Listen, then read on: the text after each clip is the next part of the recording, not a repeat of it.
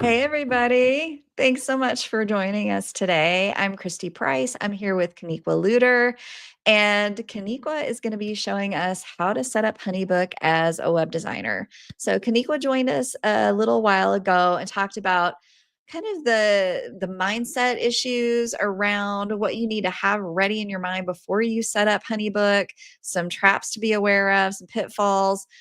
Today, we're going to get into the implementation of those things. And Kenniqua is a HoneyBook Pro. We actually met at a HoneyBook Summit a couple of years ago, and we have been connecting virtually online ever since. And I'm so delighted to have Kenniqua here today. She is just my go-to when I have questions about HoneyBook, how to do things. She stays on top of all the changes. There have been a lot of new features rolled out in the last year. So Kenniqua, thank you so much for being here today. Tell us a little bit about your business. Yeah, well, thanks so much for having me, Christy. Yeah, we're doing Yeah. this part two, so hopefully we can get into some implementation of it all today. So I am Kenniqua Lewter. I am the CEO of K&D Jones Client Services LLC. I am a system strategist, HoneyBook educator, and I help service providers organize and automate their systems to simplify their business and their life. I love talking all things systems and all things HoneyBook. So that's what we're going to be diving into today. Yeah, and Kenniqua has an amazing YouTube channel full of resources. So be sure and give her a follow there. I'm going to drop a link in the comments in just a second. And I'll also add one to the video description if you're catching this on replay. Check the description below for Kenniqua's YouTube channel.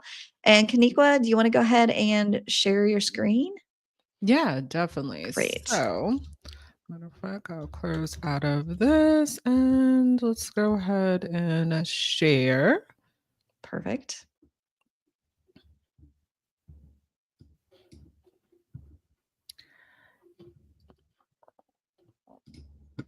Alrighty. So you should be able to see my screen, right?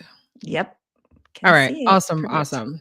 All right. So right now we are inside of the wonderful HoneyBook. So just in case you're not aware exactly what HoneyBook is a client relationship manager, right? So a CRM system. This is where you can go through, you can organize your leads, your clients, you can send out contracts, proposals, invoices, any type of links that you have. So even if as a website designer, if you're sending out links to maybe some mock-ups or something like that, you can actually go through and send that through HoneyBook, either by, and we'll dive into it, but either by going through and adding it to their client portal, or you can also send it in documents, of course, in emails as well. So this is basically the homepage of HoneyBook. This is where you can go through and customize a lot of different things of what you're going to see inside of HoneyBook. So obviously for just demo purposes, there's quite a few things that I just turned off, but this is basically your overview of what you can see inside of your HoneyBook account.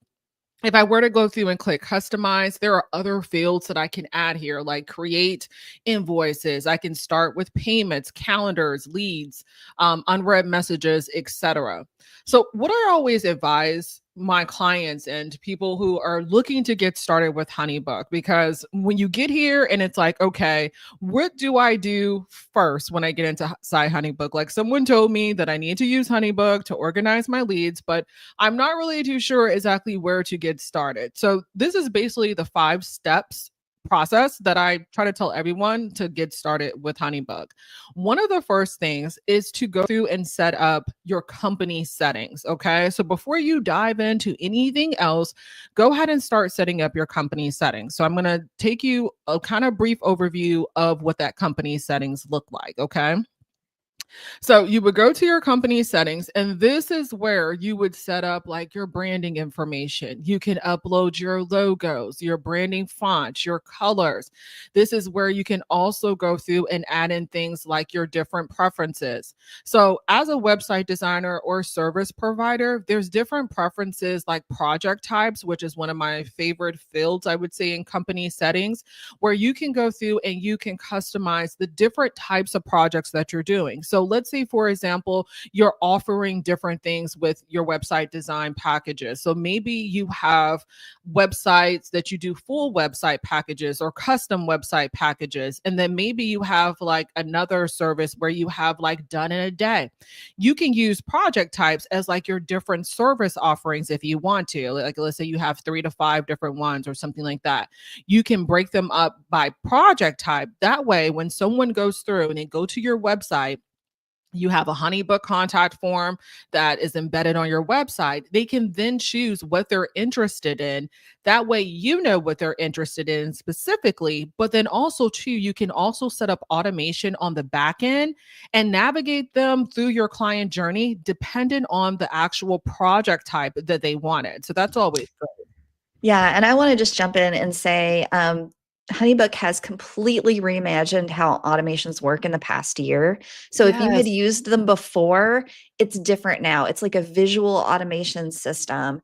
And it may feel very different, but I think that if you've used it before and you struggle with automations, you might find it easier now. And also, if you're joining us live, please feel free to drop questions in the chat for Kenniqua. And I'm going to jump on and interrupt her and let her know there are questions in the chat. But I just wanted to point that out about automations because I had heard from people a couple years ago, like automations are really hard. I can't figure out how to do them. The flow is so different now because it is this kind of visual flow chart that you can Mhm. see. Yeah, definitely. And we're going to look into that too, because they actually just released Awesome. the new feature with automations AI. So we're going to take a look at Yes. that too, just to make sure that you are Amazing. aware that that feature does exist. So, Great. like, even in your company settings, and I'm not going to touch on every single last field in here, but I just want to point out a couple of ones that I think are important as you're going through and setting up your company settings. So, your lead sources. This is going to be where all your clients and your leads are actually coming from. It's good to go through and organize these to add where you're basically doing your marketing, because inside of HoneyBook, they have these reports where you can see where your clients, especially if you add that question to your contact form or to your HoneyBook lead form, then you will know where majority of your people are coming from. And this data helps you to be able to figure out, okay, this is, I should maybe double down on Instagram because I'm getting a lot of leads from Instagram, or maybe I need to not be on Instagram that much because I'm not getting any leads there. So that data is definitely important. Tags. Now, tags is one of those things that I feel like it's kind of like unutilized feature when I'm talking to users of HoneyBook. Tags allows for you to be able to organize your contacts and projects based off of various different things. Like you can have tags for anything. As you can see on my screen, I have so many different tags for so many different things. This could be for different project types, so different service types. This can be for activity levels, as far as like I will mark somebody as ghosted if I sent them out an invoice and they never follow up with me, then I will mark them as ghosted or something like that. They never got back. High priority, monthly kinds. There's so many different tags, whatever you can imagine, that you can add. And this will allow for you to be able to organize your contacts, but also it will allow for you later on as they're going through your client journey.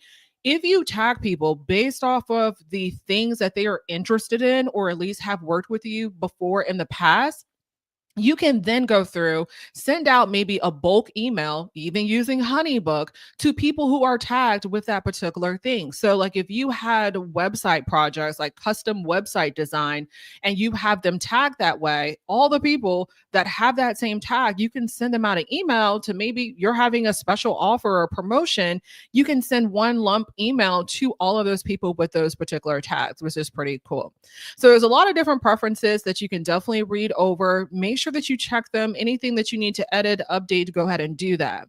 Now, the AI preferences. Now, AI is definitely one of those things that is just all the craze nowadays. Everybody wants to do AI, which is definitely understandable because AI is the jam now. So a couple of them, and most of them are kind of turned on by default for the most part.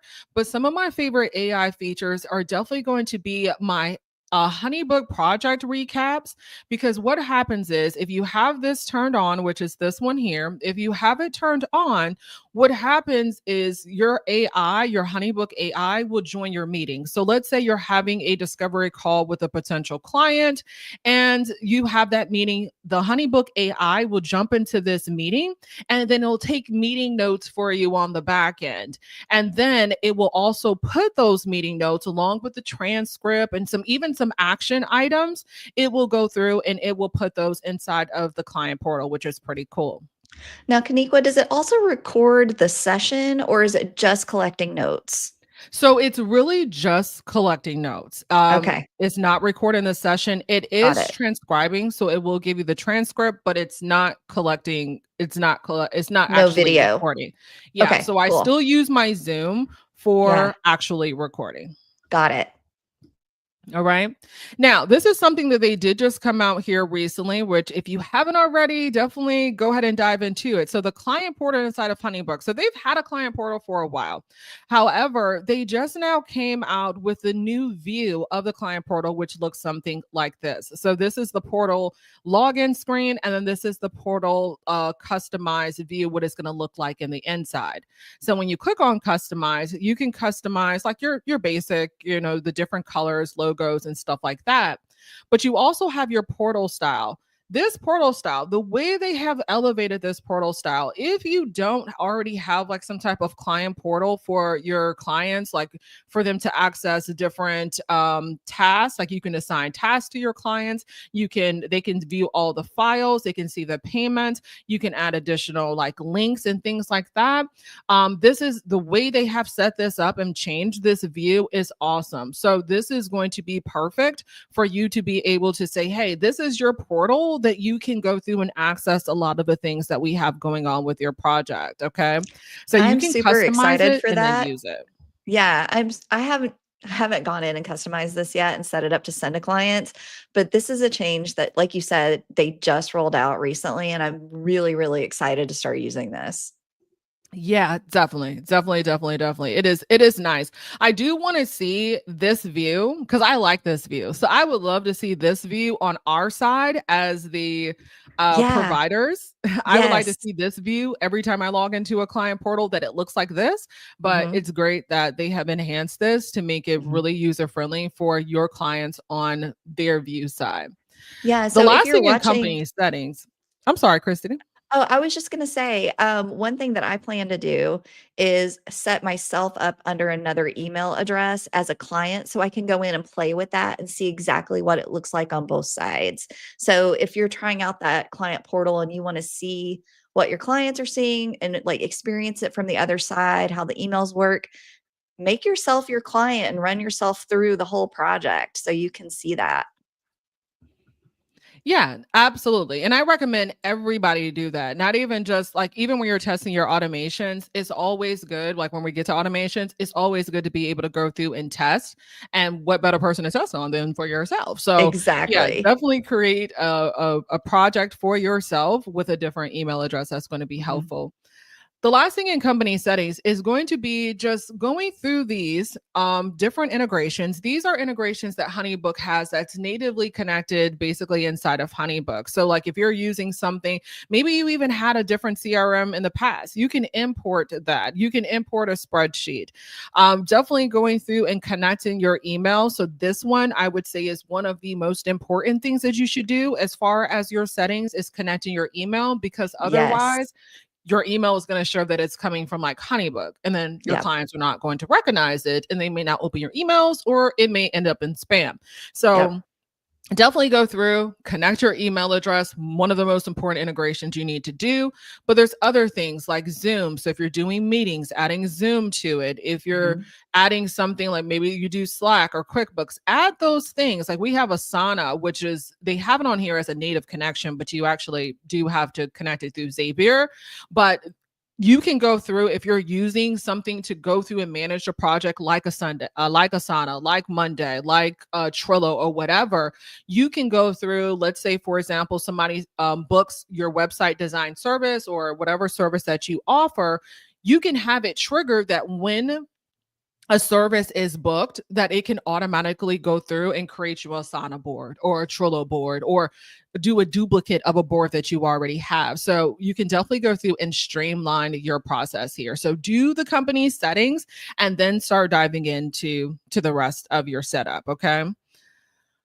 The next thing that I recommend, because this is how you're going to get people into your world of HoneyBook. Okay. So there's a couple of different ways that people can get into your HoneyBook account. This is going to be either a contact form, a lead form, you manually adding someone to your form, as well as there is, and I actually didn't point this out in AI preferences, that there is this Gmail AI preference that I recommend that you turn on. It's going to be this Gmail lead finder. I don't think this one is turned on by default, but what happens is that let's say you're getting someone that sends you an email about your website design services.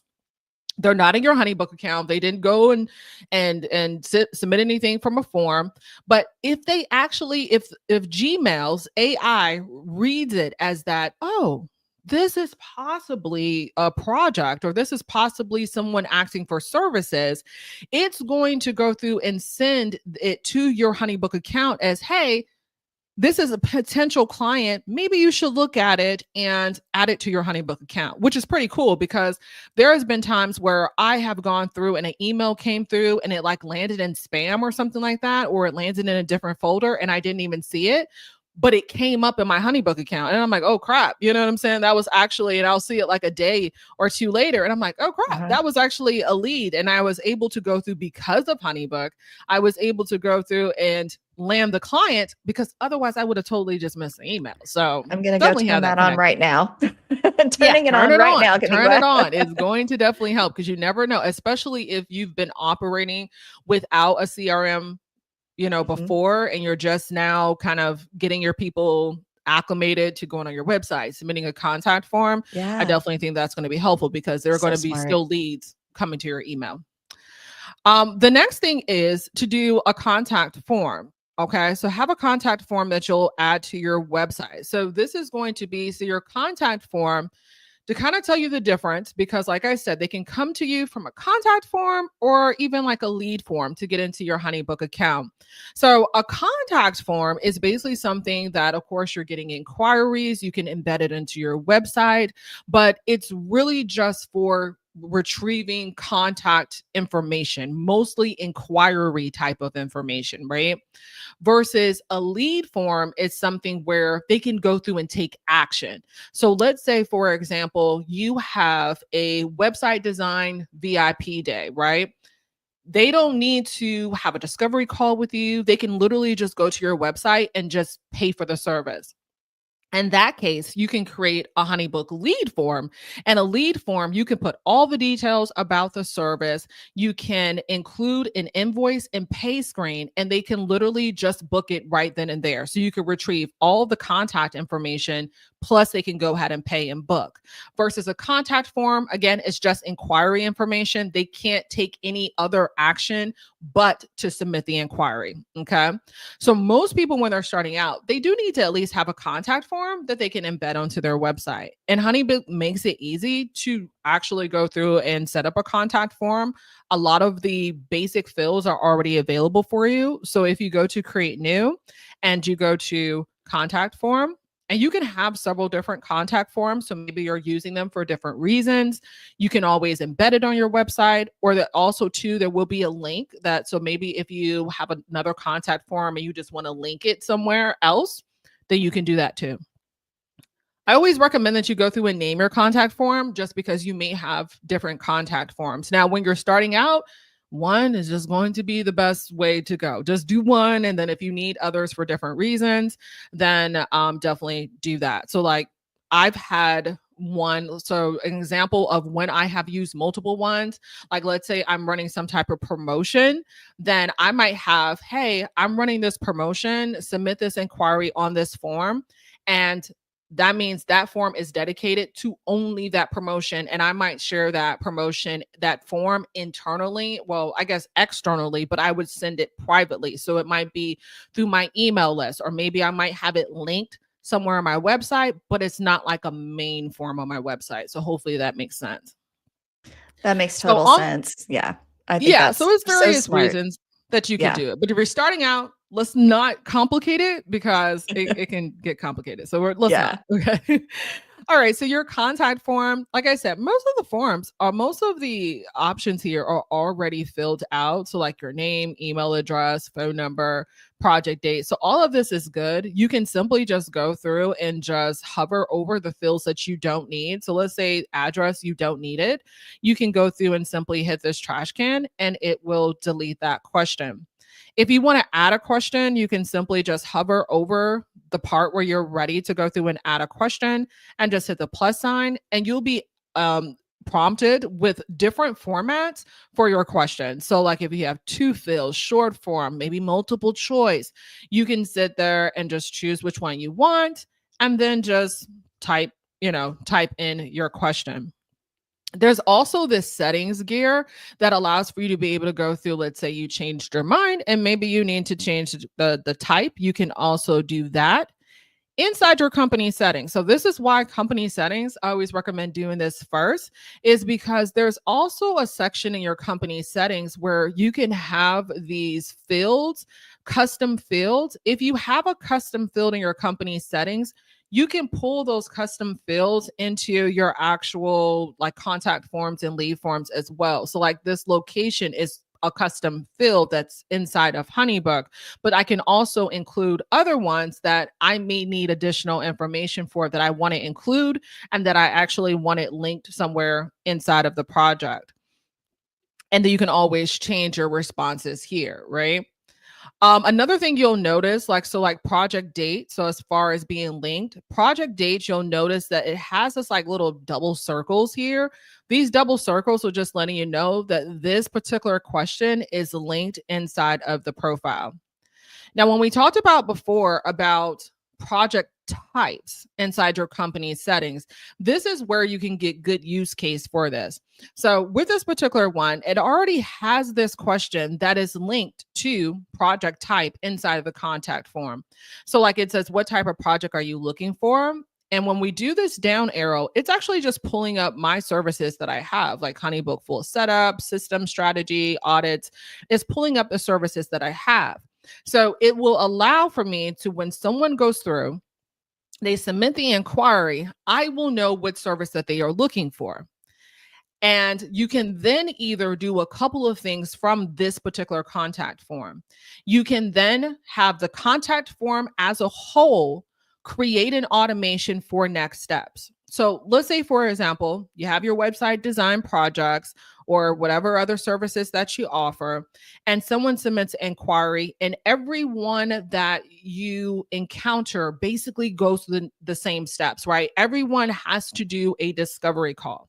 So in that case, you might set up your automation to just have the contact form as a whole, no matter what project type they choose, that they're going to get an automation to say, thank you for your inquiry. Here is the link to the discovery call, right? So that's one way you can do it.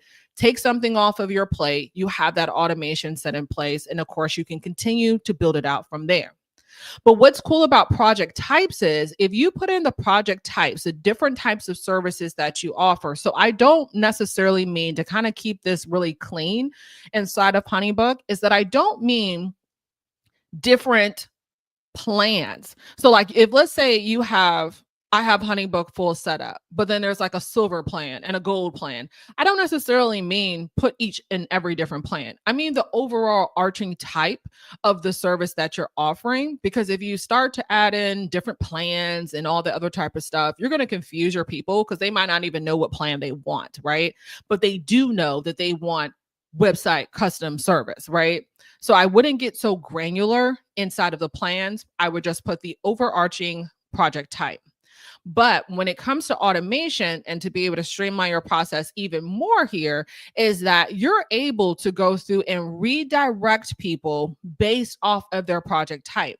So what we have done is that we literally have a different automation dependent on what they select. So people who do HoneyBook Full Setup and our CEO system setup, these people are routed together because that's pretty much both require discovery calls, and they're routed together and they get this certain email and form. versus a person that might want a systems audit. They're going to get another form, right? This doesn't require a discovery call. So they're going to get an invoice. The same with strategy. They're going to get a strategy invoice, right? And so we're able to go through and navigate them in these different ways so we can actually provide clients with a custom experience based off of what it is that they came to us for, right? And this just makes it a little bit easier on our side. So you're able to, with automation, even take it even further. But if you're first starting out, the most important thing is, I would say, just go through and set up an automation that is going to just let them know that they received your inquiry, their inquiry has been received, and that whatever the next step is going to be. Okay. So that's contact form. So you got your company settings, and then you got your contact form. The next thing that I recommend after you set up your contact form, you put it on your website, you're ready to go, you're ready to start getting inquiries, is to then start going through and setting up your email templates and setting up templates for things that you already have. So if you are new to using HoneyBook, HoneyBook does offer a like a concierge service. I always forget the time frame for it. I can't remember if it's like 7 days or 14 days, but if you're new, you have access, like you're brand new, you have a brand new account, you have access to HoneyBook concierge service where if you have brochures, contracts, email tip. If you have those things, you can send that to HoneyBook Concierge and they will upload that into your HoneyBook account and they will put it in the HoneyBook formatting. Okay. Now, and actually other people can share those things with you as well. So I know my Web Designers Playbook students get a link. So they get my my proposal and the whole smart file system that I use in HoneyBook. So you can, also add things from other people. absolutely. So I absolutely love that feature too, because I think they started that maybe about a year and a half ago or something like that, where you can start sharing templates. So sometimes like we'll create templates and then, like you said, we can share them with people as well. So if someone designed a template, which is very helpful, like you said, if you have something for website designers already built, then you just share the template and boom.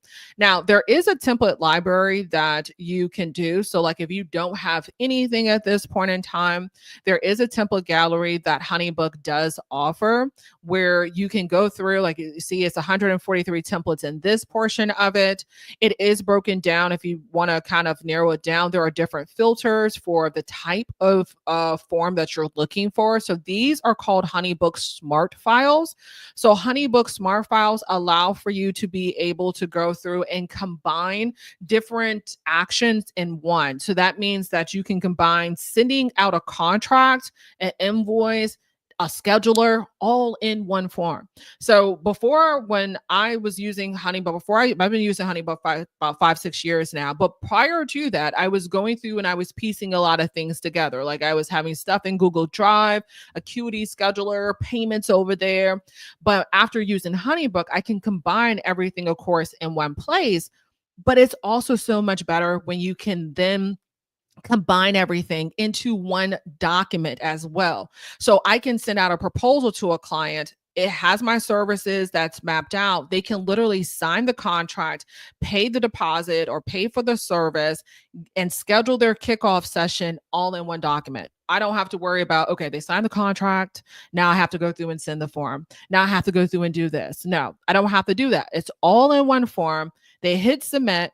We have automation to send them out a welcome letter to say, welcome, here's this questionnaire for our kickoff, and continue on the process, right? And so it just allows for you to be able to streamline everything so much easier I when love everything this is too. just in one place. Yeah, and they still calling them smart files, I think, where it has like the combo of the proposal and the contract and the invoicing.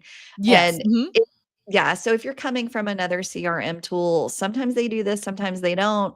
But with HoneyBook, I love the way that they have it all together. One fell swoop, you just send your client one thing, and then they read the proposal, sign the contract, and pay your first invoice. Boom, boom, boom. Yeah, it makes it so much easier. And then Yes. to me, the less clicks that you can give to your clients, the less Mhm. documents that you have to have. Hey, sign this. Oh, I'm gonna send you one more document. Do this. Oh, no, actually, I need you to do this. The less clicks that you give them and the less files and everything being in one, it increases the conversions because people fall off when you start getting them too much stuff Mhm. to do. So if you can give Mhm. them all of that in one go while you have them available, it's going to increase your conversion rates as well. So definitely check out the template library that they do Mhm. have. Like I said, is broken down into types. It's even broken down into industry to make it easier. If you know someone like Christy has her templates for HoneyBook as well. So those are already formatted for your particular industry. That's going to make it better. You can Mhm. also browse other templates. So they do have more than the 143 templates. If you click on browse templates, it will actually open up another page that does have other templates. I do believe those other templates are paid templates for the most part, but they do have some additional templates if you don't see anything that you are looking for. So when you're creating your templates, you really want to create templates for your particular process. So this is going to be, in most cases, you're going to have some type of proposal template, which is going to include your contract for your services. You're also going to have a services section. So, like, you want to input your packages. So, down here under my templates, this is going to allow for you to be able to even put in your packages that you do offer. So, basics and then packages. You can actually add in your packages. That way, you can actually pull in these packages into any form that you have. That way, you're not having to go through and keep typing in that same description. So you can put in the package, you can put in the price, the details, you can put all of that in. And like I said, and pull that into any single form that you have. You also have a contract template that you already had that I mentioned, and any other thing that you need. So questionnaire. So there's a questionnaire that you need in order to be able to get like their website design filled or preferences. You want to be able to go through and create those templates, right? And then your email templates. So when you're thinking about email templates, you're thinking about email templates that's going to be like, we have a ton, and I'm actually going to be adding to this, but You you want have to have your so email many. templates. You said what, Christy? You have so many, Kenniqua. You're so I do. And organized. it's Yeah. crazy because if I show you this probably in the next month, it's going to be even more. But think about all the emails you're not having to write from scratch now or copy and paste. Or yeah, this is saving so much time. It is. It definitely saves a lot of time. So, taking messages from taking your emails, like your most common emails that you've already that you've had. Hold on one second. The email templates that you've had from not having to go through and repeat and sending the same things over and over again is going to be helpful. But also, you need to have those email templates for your automation. So even when I go through and like this is for like our HoneyBook audit. So like if you notice like with our HoneyBook audit, this is a sequence of emails, right? And so like if you're setting up your automation yourself, I would recommend like your emails associated with your automation, you're going to set those up as well. So what I personally like to do is have like a naming convention that's easy for you to be able to know what the email is about and also be able to find it when you're setting up automation. And you're going to see what I mean here in a second when I show you guys automation. But like, so I can see that this is for HoneyBook audit, and I can see that this is the first email that's in that particular sequence, and it's inquiry. And so it goes on HoneyBook audit number 2, booked and questionnaire. So it goes on. So I can actually easily put these emails in order for our automation. So this makes it a little bit easier. And so we do that throughout each one of the processes as well. So that is something that you definitely want to do, is make sure that you set up your email templates, your templates for your forms and documents, because what I found is a lot of clients and a lot of people, they want to go through and just set up automation, which is understandable because automation helps us save time. However, you have to have these things in place before you start setting up automation. Okay.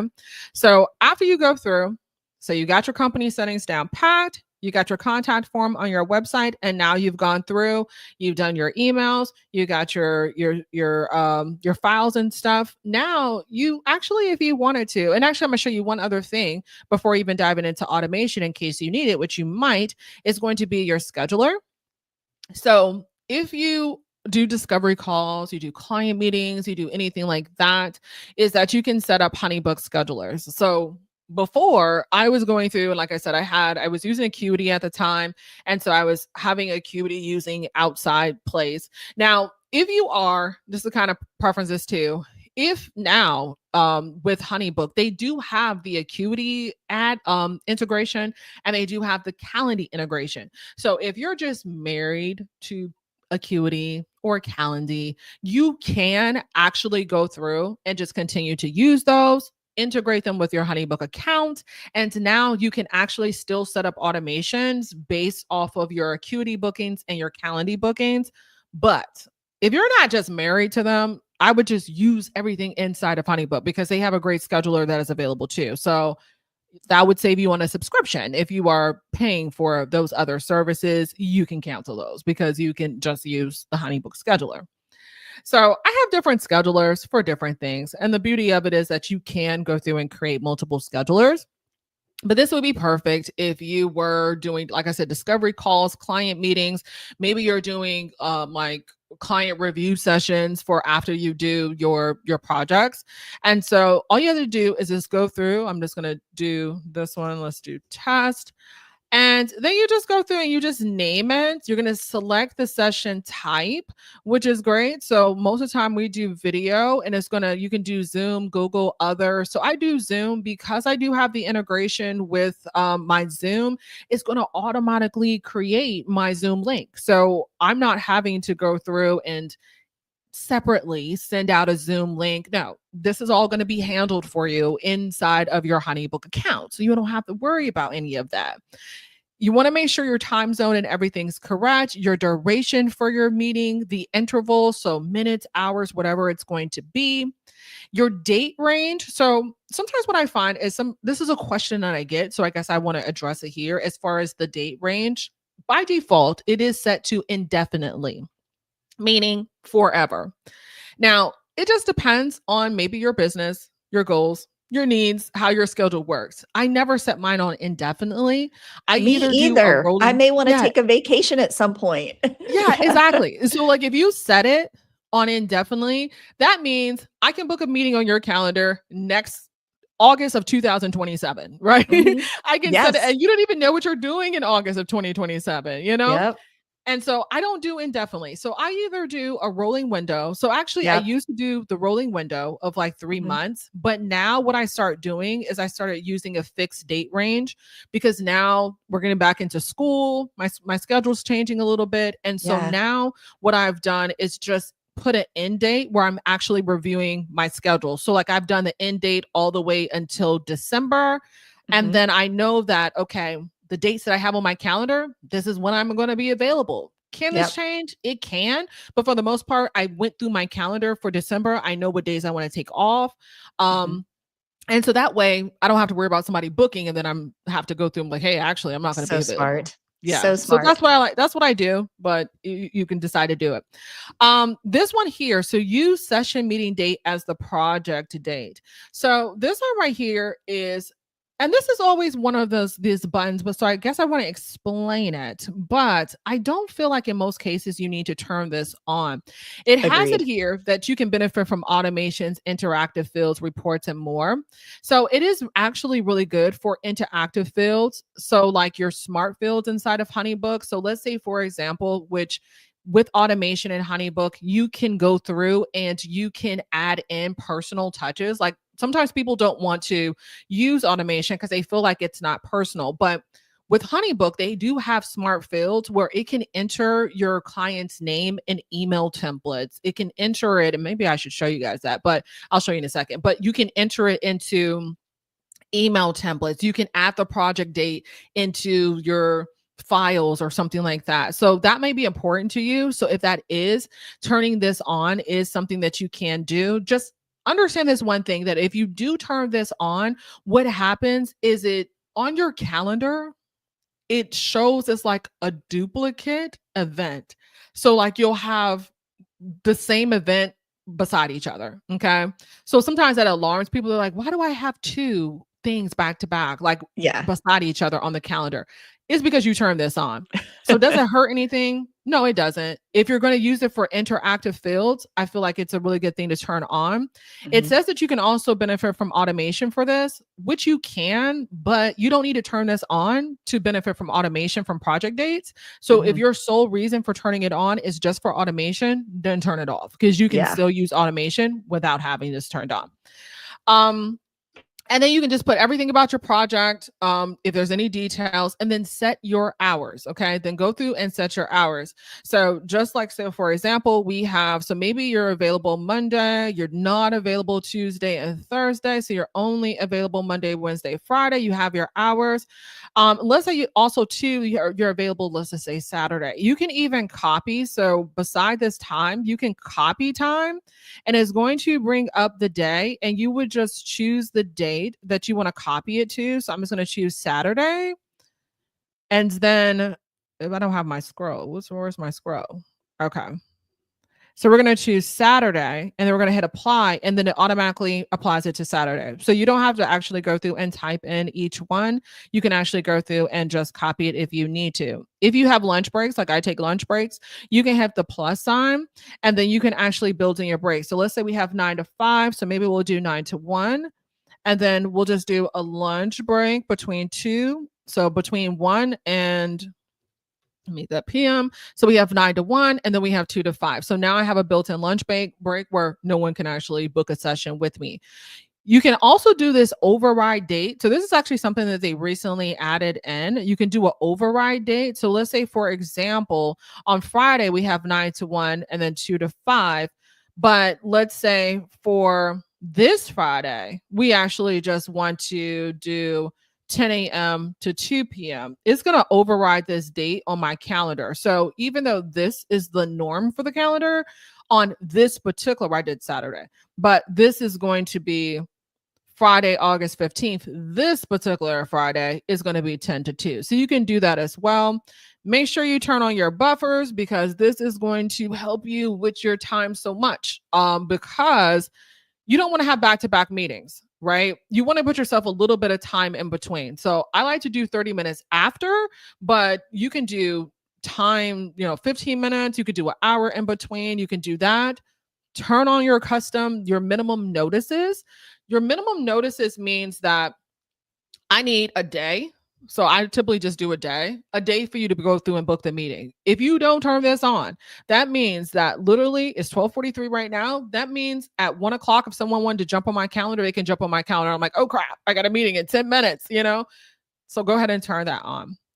You can even tag in your team. So if you have team members that's on side of your account, it kind of works as a round robin type of deal, that if you're not available on your calendar, it'll look and see if your team member is available on their calendar. So let me show you real quick here, because I do want to make sure that I do get to automation. I'm going to show you real quick about let me go back. Okay. I want to show you really quick. I'm going to go back to the templates real quick. I just want to show you the smart fields. The smart fields really quickly, again, can be put into any smart file. It can also be put into email templates for you to be able to go through and really customize and personalize your experience with your clients. So I'm just going to bring up just a quick email template really quick, just so you can see how this looks. And again, you can put this on any of those other documents that I said. So at the bottom of your emails, if I want to say, hey, which is normally what I would say, I would just say, hey, and then you have this like icon here, and the kind of has an X in it. You have different smart fields, so it will pull in like the customer's name, their email address. You can even pull in your company information, business information. It can even pull in project information and project dates. So you can set a template that may say, hey, Kenniqua, your project kicks off on, and then you can put that smart field for the project date. So you'll do the project, we'll do project start, project date. Here we go. Project date, right? And so this is an email template, but it's personalized because it's pulling in the information from the profile, right? So it's pulling in the client's name, it's pulling in the actual project date. And even if you wanted to add time and stuff like that, you can go through and just do the exact same thing. Okay, so you would just go to project and then just add in a project start time, right? So that might be helpful for you, especially if you are as a website designer, but even if you're doing stuff like, maybe you're doing weddings or something like that, you can also go through and do that. All right, so I want to make sure if there's any questions. Okay, I love the tip conventions. Yeah, okay, so awesome. Okay. Awesome. So I Yeah. want to make sure that we get to the automation. So we're going to go ahead and dive into that here. So the last step, so Perfect. after you do all of that, is that you want to dive into your automations because you're pretty much ready for your automations. I mean, you have your contact form, you have your email template set up, you have your files set up. Now you're actually ready to go through and dive into automation. So And I what I just like want to about say, HoneyBooks. Mhm. yeah, I sorry to interrupt. I just want to say I love the way you've taken us through this from, getting your company information set up to the templates and the emails, because all of that feeds into what you're about to do. So the way that you've presented this in this really linear fashion has been really helpful. Yeah, no problem. Yeah, we gotta make it connect the dots, Yeah, yeah, exactly. We gotta connect the dots. I think I would definitely do you a disservice if I just said, "Hey, let's just set up automation," and I didn't tell you anything that you had to do before that, right? Because all you're gonna do is get stopped. So when Yeah. you go inside HoneyBook Automations, is that they start off. So this is something that they added within the last few months with these templates. I think these templates are very great for those that are just starting off because it gives you ideas of what it is that you can actually go through and set it up.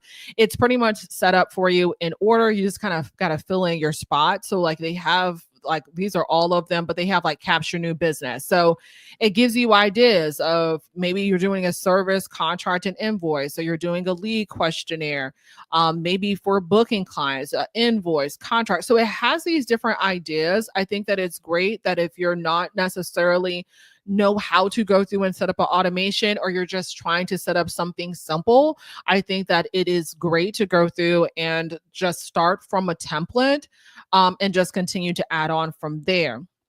I personally like to start from scratch. Like me navigating through these templates, I'm not about to do that. So I start from scratch. So I'm going to go to start from scratch really quickly.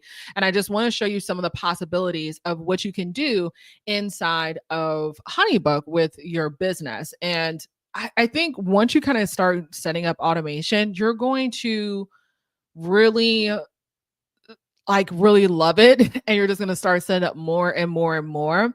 Definitely start making sure that you at least test your automation. So always test your automation and then make sure too. So when you test it on yourself first. Like you go through it. If you have a lot of people already going through your HoneyBook account now, I say like try to test it like later at night or early morning where not a lot of people are maybe going on it, but try to make it where people aren't actually going through your automation first, but always test it. So when you're setting up your automation, you have these triggers. So triggers are basically what's going to set off this trigger, right? And then so there's a lot of different options that you have. Like I mentioned, you can do your schedulers like your Acuity and your Calendly. You have your inquiry forms, so like your contact, your lead forms. You have different session things that can trigger an automation. You have your files. You also have like bookings. So like if a first payment is made, invoice is made and pull, contract signed, you can do that. You can also do projects. So based off of project stages and tags, which is kind of cool. We talked about tags earlier. And then you can also do like a manual trigger, which is something that they recently added in within the last 6 months or so. The manual triggers allows for you to be the trigger. So you would hit the trigger and it would do all of the work after the trigger. And So I actually, yeah, the manual triggers I think are really nice if there's anything that you're like, oh, I may want to review that before it goes out. And then you get a notification that it's time for that, right? So you can go in and change it and send it out. yeah, so that is a good Mhm, case for manual triggers. There's also inside of like even your regular triggers that you have, you can mhm. have something set for approval before sending, which Approval, that's yeah, right. yeah, that it Yeah. will allow for you to be able to do that. Manual triggers, like, so if I were to use a manual trigger, Mhm. this would be something where maybe they're not using one of your traditional methods. So like Okay. let's say for example, you have someone that goes to your they normally go to your contact form on your website Mhm. to put in their inquiry. But maybe you just met somebody at a coffee shop and they're like, "Hey, I'm interested in Got your it. services." And you're talking to them. It's like, why are you now referring me to your website? Like, I'm literally talking to you. And Yeah. so you might just get their information, put them in your HoneyBook account, but you still want to streamline the process. So you might enter them into your HoneyBook account. Like, yeah, girl, let me get your name, your number, put them in their HoneyBook account.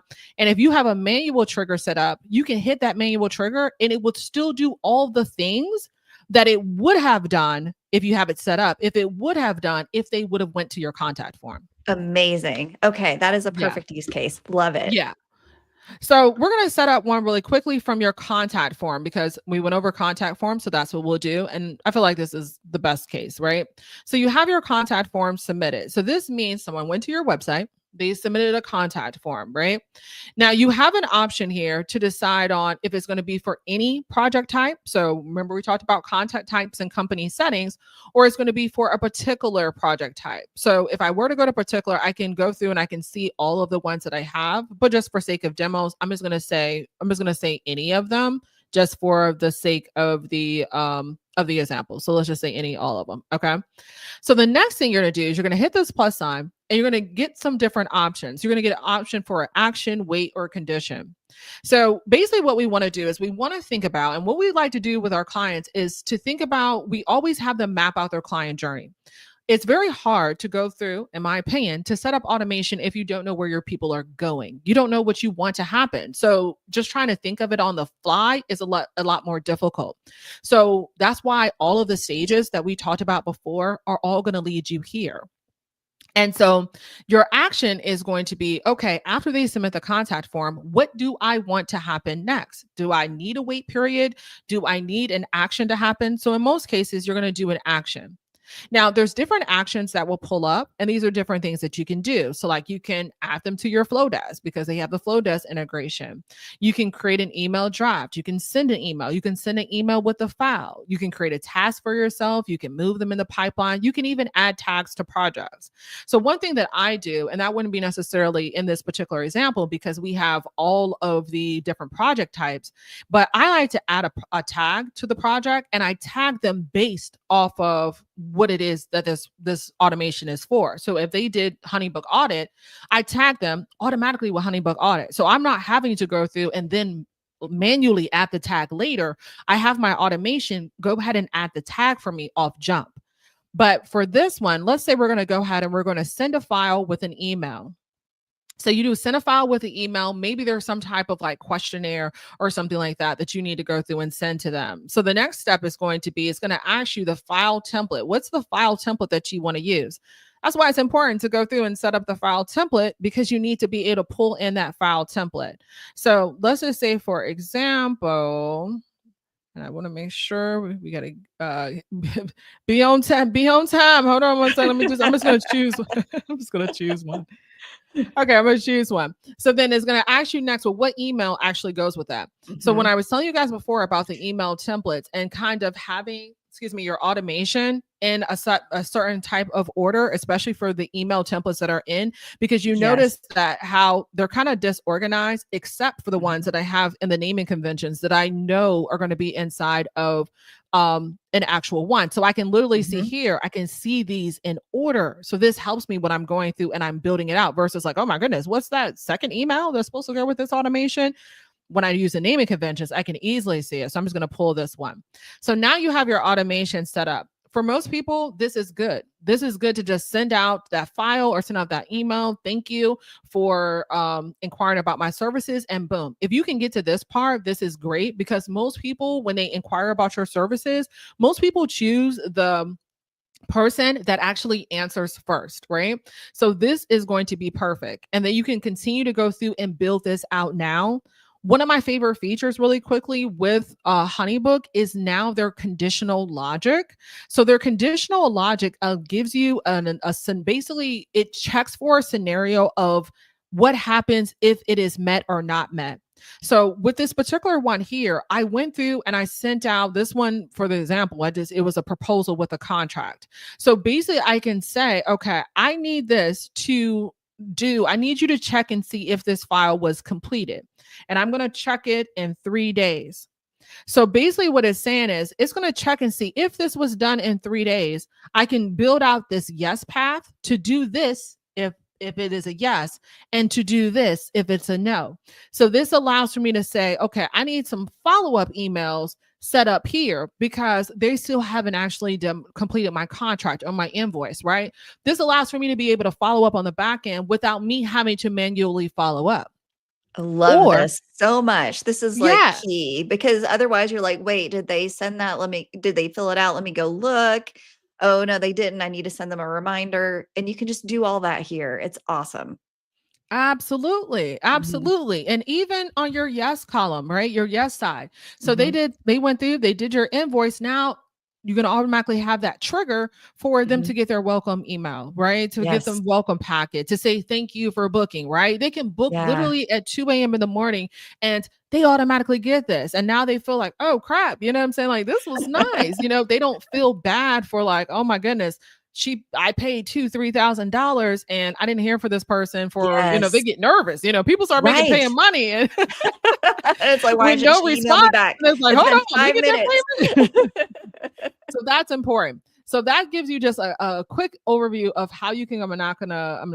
Oh, I didn't mean to save and exit, but I'll delete it later. But that kind of gives you the overview of how to go through and do it. And the last thing I want to show you is even with automation, if you're like, okay, this templates seem cool, that's fine. I Mhm, can build it out from scratch. Yeah, maybe. But now HoneyBook does now have, and if my screen hurry ups and loads, is HoneyBook does now have their HoneyBook AI. Now, their HoneyBook AI, this is I'm gonna tell you, okay, is on version 1, okay? So give it some grace. I do think the idea of it is excellent, okay? mhm. But I just give it some grace. This is version 1. It says version 1.0, okay?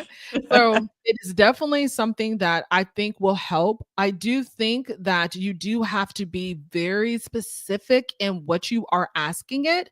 Mhm. We actually tested this with a client and I'm like, "No, I want you to put in what you would say to it." Mhm. Like I know the words to say. So of course it's going to give Yes. me what I want. But if you Yes. don't have the words to say, that was a thing. So it gave like a lot of rebuttals to it, Mhm. but I do think it does go through like, so when you do put in something, so like if I were to, I know I got 3 minutes, if I were to just copy their example really quickly, Mhm. I just literally just copied their example, which was I want to send a Yeah. welcome email 3 days after receiving a new lead for all project types. Is going to think, and then it's also going to build out the section. So just like how Mhm. I showed you to build out the sections, it's going to Mhm. build out the sections, and then you just input your information in it. So you just input the Mhm. email template that's required for that section or the Mhm. form that's required for that section. So it's definitely something that they are continuing to, it's something new that they just added like Yeah. literally probably within the last month. So it's giving you Yes. all the steps and then it's Mhm. going to ask you, hey, do you want me to actually build this for you?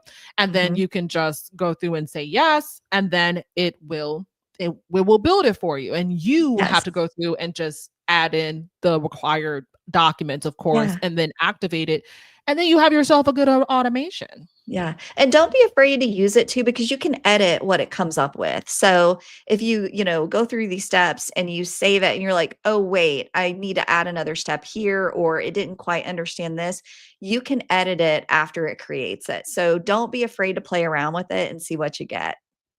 Yeah, definitely. And so like this, as it's loading up, this is the one Mhm. that it created as it's coming. And it created as a new lead automation Mhm. up slow. But it does see this is what it created. And so it's giving you based off of what you want, it's giving you the steps and all you have to do. So really in this scenario, you just have to put in the email that Mhm. actually goes with this and it already prompted it for you. And then you just have to go through and put in the email that you want. So it's definitely something, like I said, to explore. Um, I'll stop sharing my screen. It's definitely something to go through and explore with the Mhm. HoneyBook AI automations. And Yeah, it's so we just gonna did get better. it. I And better. thought it was We on did this tab. this this was awesome, Kenniqua, super helpful. Like I said, I love the way how that you just structured things so we could see exactly the order of the way you need to set things up in HoneyBook, 'cause I think sometimes that's the most overwhelming part is not knowing where to start, and just you gave us those exact steps on what to do first, what to do next, so that then you could get to the end and make those automations and have everything you need to feed into those. So thank you all so much for joining us today. In the description, I'm going to drop Kenniqua's YouTube channel. Kenniqua, do you want to drop your website in the chat? And I'll add that to this description later as well if you are watching the replay. And then Kenniqua is going to hang out with me for a second after I end the stream, so we make sure that this all uploads and we can get you guys a nice recording to watch later. But thank you everybody for joining us today. Thank you, Kenniqua, so much. I always learn so much from you and just really value your expertise. So thank you so much for coming today and sharing that with us. And I'm going to drop this into the no problem. Yeah, this was chat. fun. Yeah, it wouldn't let me put in the regular chat, but yeah, so it's I've got it. It's in the yoursystemspro.com. regular chat now. We've got it. All right. Thanks, everybody. Thank Bye. you. Bye.